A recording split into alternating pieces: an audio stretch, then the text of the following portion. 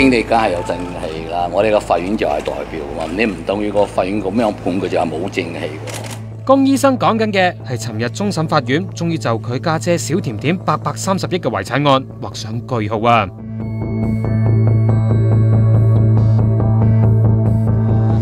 大家嘅記憶或者只係停留喺幾年之前，好似我後邊嗰張嘢，天地有正氣啊！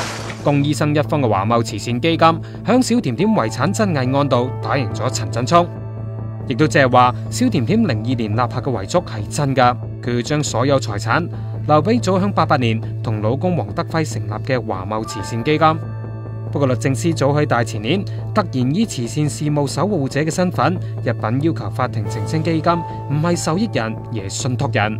高等法院同上訴庭都判律政司勝訴噶，仲講到明如果基金係受益人嘅話，就唔使嚴格執行遺囑。江醫生一方嘅基金就上訴去到中院啦。但係尋日5位法官一致駁回佢哋嘅上訴，仲話遺囑嘅整體民意同命令式嘅語句清晰睇到小甜甜要成立慈善信託。而呢個慈善信託並唔係無條件將遺產饋贈，即係話基金只係信託人啫。基金對小甜甜遺產嘅話事權細咗好多啊！我話我嘅心情咧就同琴日一樣，前日一樣，後日都係一樣，明聽日都係一樣，今日都係一樣。即係點樣咧？係，仲有點樣？你一定要用個形容詞嚟形容啦，好簡單，俾8個字你啊。寵辱不驚，去留無疑。OK。小甜甜響遺囑度仲話要成立由聯合國秘書長、國務院總理同特首組成嘅監管機構，用華懋集團部分盈利發展慈善事業，包括成立類似諾貝爾嘅中國獎。